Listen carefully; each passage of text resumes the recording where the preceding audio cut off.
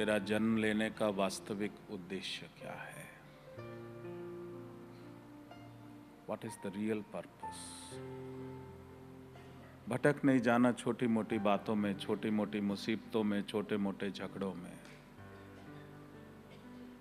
क्योंकि तुम्हारा जन्म लेने का उद्देश्य ना ये झगड़ों में फंसना है,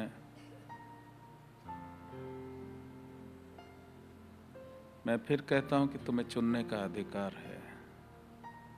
तुम चाहो तो छोटी से छोटी चीज चुन लो, जो वर्थलेस है उसको चुन लो, या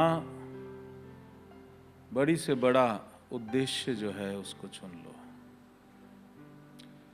और जो आप चुनोगे वही आपका होगा। इसलिए सेल्फ एनालिसिस जरूर करना। जब भी फ्री समय मिले, self analysis is very important. मैं क्या कर रहा हूं? मैं क्या सोच रहा हूं? मैं क्या विश्वास पैदा कर रहा हूं? मैं जीवन में किस तरफ जा रहा हूं? हर चीज को विटनेस करना। शिवयोग में कहते हैं विटनेस योरसेल्फ। विटनेस तभी करोगे जब तुम अपने से बाहर निकल के, अपने से बाहर मतलब इन शरीरों से बाहर निकल के, इस मन से बाहर निकल के, क्योंकि जो आत्मा है वो अनंत है, और वही आत्मा जब अपने मन के पिंजरे में फंसती है तो वो जीवात्मा हो जाती है। आत्मा अनंत है, ज्योतिर्मय है, और जीवात्मा कीड़े का शरीर भी धारण कर सकती, चिड़िया भी धारण कर सकती, सांप भी बन सकती, मनुष्य भी बन सकती। वो जैसा मनोस्थिति होगी वैसा योनि में प्रवेश करती है आत्मा। बाहर निकलने का अभ्यास करना है, अपने शरीर से बाहर निकलने का अभ्यास करना, अपने मन से बाहर निकलने का अभ्यास करना।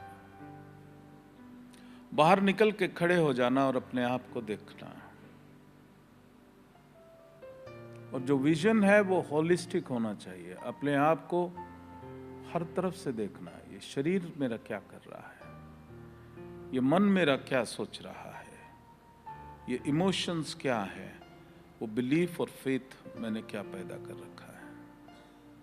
बिलीफ जो है ये विचार से बनती है, वो विचार जिसमें तुम शक्ति डाल देते हो। The thoughts flowing with energy becomes a belief। जहां तुमने उसमें शक्ति डाल दी वो एक विश्वास के बीच में पैदा हो गया। तो वो नेगेटिव बिलीफ है कि वो पॉजिटिव बिलीफ है। वो एक इमोशनली जो है, जैसे एक बच्ची कहीं शादी हुई, इग्नोरेंट लोग थे, एकदम समझ नहीं थी, और उनके घर में प्रथा चली आई होगी कि जो लड़की वाले हैं वो नीचे होते हैं, प्रथा थी। अब उन्होंने कहना शुरू कर दिया तुम लड़की वाले हो, तुम नीचे हो। इट्स वेरी अनफॉर्चुनेट हमारे, क्योंकि हम लोग कई बरस गुलाम रहे हैं, कई हजार 100 बरस रहे हैं गुलाम।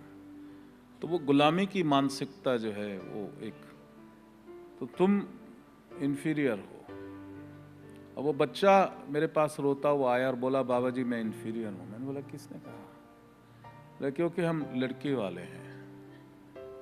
बोला इग्नोरेंट एक व्यक्ति जो अज्ञानी है उसके प्रति तुम्हें पिटी का भाव होना चाहिए, यू शुड संवेदना का भाव होना चाहिए। बेचारे कितने अज्ञानी है, ना कि उसकी अज्ञानता को अपने मन में डाल रहे हो तुम, और वो एक बिलीफ बन जाती है, बिलीफ बन जाती है। ये मैं उदाहरण दे रहा हूँ। आपके अलग अलग लोग जो आते हैं तो उसी से, क्योंकि महाभारत में किसने क्या कहा, वो क्या क्या, it has no meaning in this life. लेकिन जो आपके ही उदाहरण है वही करके ही आपको मैं समझा सकता हूँ। वो बिलीफ पैदा हो गई, हम इंफीरियर हैं, लड़की इंफीरियर है। तुम सभी अनंत हो, तुम सभी अनंत हो, तुम सभी के अंदर वो शिव की परम सत्ता विद्यमान है, और वो जो अनंत है वो ना स्त्री है ना पुरुष है। और अगर स्त्री और पुरुष ये शरीर धारण किया है तो उसमें भी परमात्मा का वो मेल एंड फीमेल एनर्जी दोनों विद्यमान है।